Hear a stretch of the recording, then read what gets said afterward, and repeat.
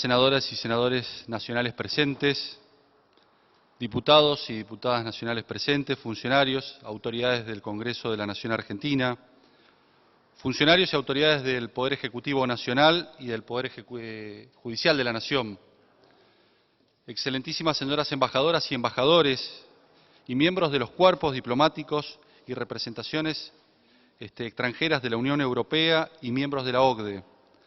señores funcionarios diplomáticos y autoridades de la Cancillería Argentina, señores representantes de universidades, organizaciones intermedias y empresarios, señoras y señores, bienvenidos al Salón de los Pasos Perdidos de la Honorable Cámara de Diputados del Congreso de la Nación Argentina. Hoy presentaremos en esta casa, la Casa del Pueblo Argentino, el informe preliminar sobre el acceso de la Argentina a la OCDE, elaborado por Michael Matera, Pablo Souto y Silvina Batnick, del Centro de Estudios Estratégicos e Internacionales de los Estados Unidos, el CSIS, una organización sin fines de lucro dedicada a brindar ideas estratégicas orientadas a la promoción de un mundo mejor. Las autoridades de ambas cámaras decidimos organizarlo aquí, en el Congreso de la Nación, porque creemos que la membresía, la pertenencia, la integración de la República Argentina a la OCDE debería constituir y tiene necesariamente que constituir una política de Estado. Y así como tal, encontrarse avalada por todo el arco político de la República Argentina. Como ustedes saben, la OCDE, la Organización para la Cooperación y el Desarrollo Económico, nació oficialmente el 30 de septiembre de 1961, en donde sucedió a la Organización para la Cooperación Económica Europea, creada 20 años antes, en 1948, con el propósito de determinar y coadyuvar a la reconstrucción del continente europeo que sufría el flagelo de la culminación de la Segunda Guerra Mundial, entonces en ruinas, y en el marco del denominado Plan Marshall. Poco después, en 1964, se une Japón y posteriormente otros países de distintas regiones del mundo hasta completar a la fecha 36 países miembros que incluyen en nuestra región, por ejemplo, de América Latina y el Caribe, a países como Chile y a México, y en proceso de adhesión a Costa Rica y Colombia. Quisiera aprovechar la oportunidad para destacar y agradecer el acompañamiento de las representaciones diplomáticas de los países fundadores de OCDE, y en particular de los Estados Unidos y Japón, a la Unión Europea y, por supuesto, a cada una de las embajadas presentes. Me permito remarcar el origen de la OCDE, la reconstrucción de los países destruidos por la guerra. No se trataba entonces, hace poco más de 60 años, de países en plenitud de su desarrollo económico, sino que todo lo contrario. La guerra que transcurrió entre 1939 y 1945 dejó más de 50 millones de muertos, además de heridos, las secuelas psicológicas y la destrucción y separación de muchísimas familias. Provocó adicionalmente una enorme pobreza, hambrunas, la afectación de tierras fértiles, la destrucción de gran parte de la infraestructura y el desmantelamiento de los sistemas de producción y provisión de todo tipo de bienes y servicios. La OCDE, por tanto, no fue pensada como un club de países ricos. Contrariamente a ello, la OCDE nació para brindar ayuda a países en situaciones críticas y hoy en día podría describirse como un organismo que reúne a países que, conscientes de sus problemas y limitaciones, estudian y promueven e intercambian prácticas comunes que les permiten y facilitan diseñar e implementar políticas públicas en forma exitosa. La OCDE es, sin lugar a dudas, un espacio de encuentro y una extraordinaria herramienta para explorar y adoptar buenas prácticas que nos permitan modificar radicalmente la forma en cómo administramos el Estado en la República Argentina, tanto a nivel nacional, provincial y municipal, y en las esferas de los poderes ejecutivos, legislativos y judicial. La OCDE, a través de estándares de excelencia y ejemplos de experiencia, es una herramienta idónea, que no tengo dudas, para llevar a cabo una profunda transformación del Estado que nos permita poner al país de pie y caminar de una buena vez por todas en la senda del crecimiento, desarrollo productivo y sustentable en beneficio de todo nuestro pueblo argentino. Es tal la importancia que le asignamos desde el Congreso de la Nación a la OCDE, que a comienzos del año 2016, nuestro presidente Emilio Monzó decidió por primera vez crear en la historia de este Parlamento la figura del enlace de Red Parlamentaria Global con OCDE, que recayó en una comprovinciana mía, en Patricia Jiménez,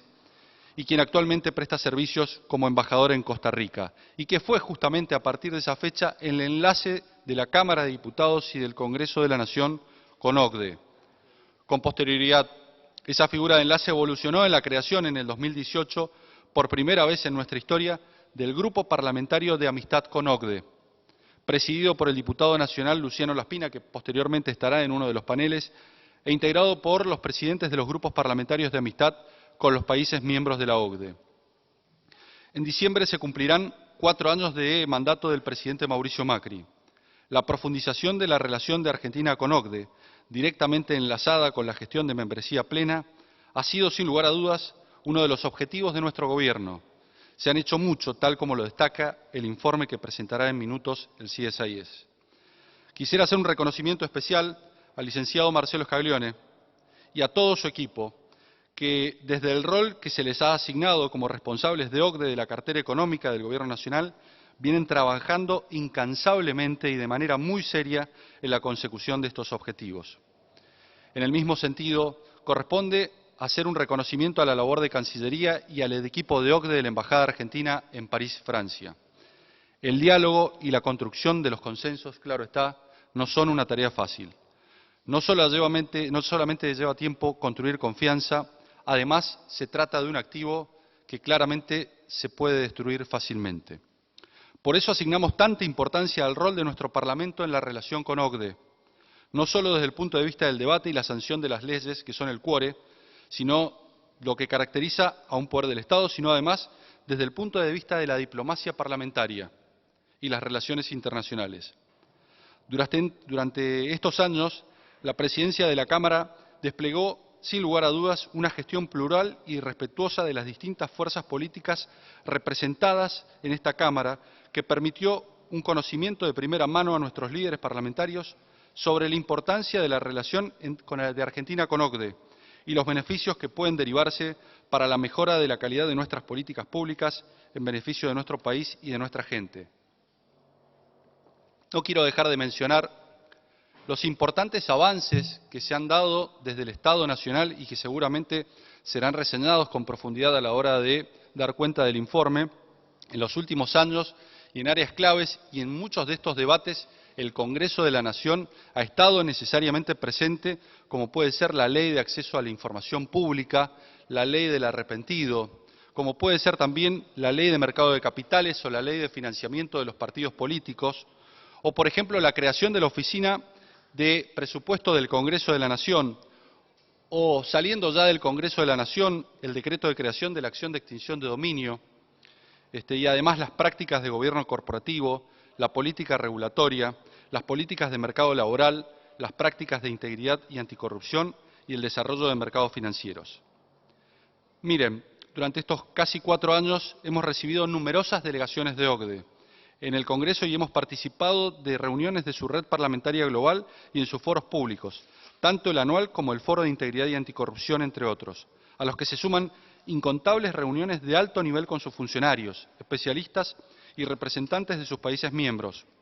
sobre temas específicos de política pública, ya sea relacionado a la economía, cooperación y desarrollo, educación, empleo, asuntos sociales y laborales, medio ambiente, agricultura, comercio, energía, transporte, por citar algunos.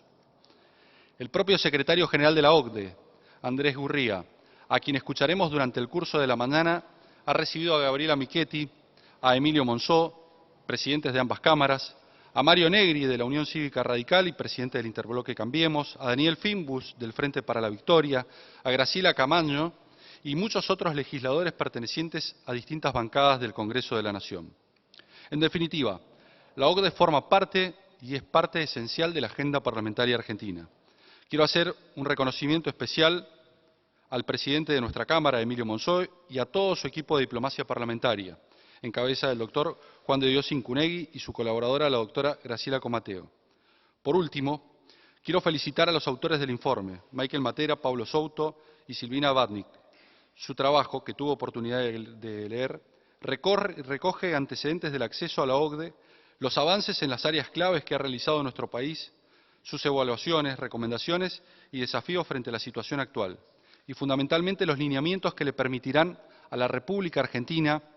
seguir avanzando en su proceso de integración a la organización.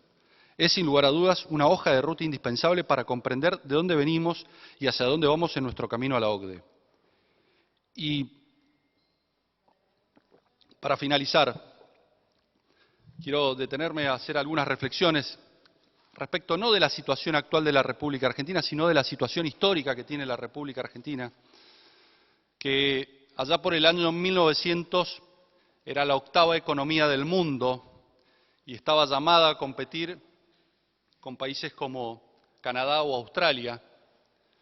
y fue producto de los desencuentros, fue producto de los disensos,